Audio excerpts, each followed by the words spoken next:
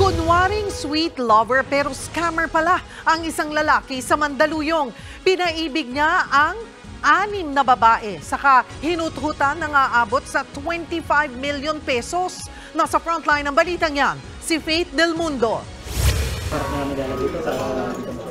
Walang kawala ang lalaking ito sa entrapment operation ng National Bureau of Investigation sa Mandaluyong. Kinilala ang suspect na si Jeremy Jaime Vergara. Inireklamo siya ng panloloko sa 6 na babae kung saan higit 25 million pesos ang natangay niya. Isa sa nabiktima ni Vergara ang 31 anyos na babaeng ito. Nakilala lang daw niya ang suspect sa isang dating app. Nang makuha ang kanyang loob, hinikayat na raw siya ng suspect na magnegosyo. Humihingi raw ng pera si Vergara sa kanya tuwing magkikita sila. Sa kabuuan, aabot sa 1.2 million pesos ang natangay sa kanya. I feel cheated on. Naisahan ka na mahirap kapag nasway yung emotions mo. And mahirap after, parang ang hirap tanggapin na parang yung hard-earned money mo, naglaho lang ng parang bula. Halos ganyan din ang naranasan ng 39 anyos na negosyanteng ito. Kulang-kulang 1 milyong piso raw ang nakuha sa kanya ni Vergara.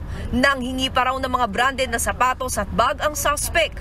Higit sa pera, nang hihinayang daw siya sa oras na sinayang niya kay Vergara. I felt like I'm very stupid of me to actually trust. Ang hirap maging single parent, lalo for a mom, to actually juggle, work and time for the family. Tapos yun talaga yung bibiktimahin mo.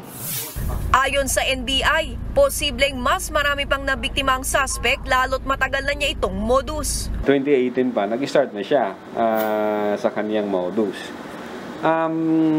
Ito yung nag-i-engage siya sa mga dating app. Mag-o-offer siya ngayon ng sort of business in a form of investment, either condominium sale, rentals, or even house and lot. So from there, without the victim knowing na hindi existing. Bukod sa reklamo sa scam, nahulihan din ng 3 pakete ng hinihinalang cocaine ng suspect. Lumalabas din sa record ng mga otoridad na nakasuhan na siya dati ng homicide. During our search as an incident to lawful arrest, nakita namin meron 3 sachet, may white powder na nandoon. Tapos meron parang maliit na spoon. So sabi namin, ano to? Tinanong namin siya, siyempre, usually nag-deny siya. Mayroon siyang warrant of arrest, wanted siya for homicide. But then ang sabi niya, nung tinanong namin na ayos na daw niya yung kaso. Ang suspect tumangging magbigay ng pahayag. Totoo po ba yun, sir? Niloloko niyo raw po sila, sir? No comment. Mahaharap ang suspect sa reklamong estafa in relation to cybercrime at paglabag sa Comprehensive Dangerous Drugs Act. Nagbabalita mula sa Frontline, Faith Del Mundo, News 5.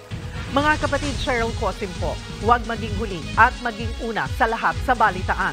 Para sa tuloy-tuloy na talakayang sa Frontline, mag-follow at mag-subscribe sa social media pages ng News 5.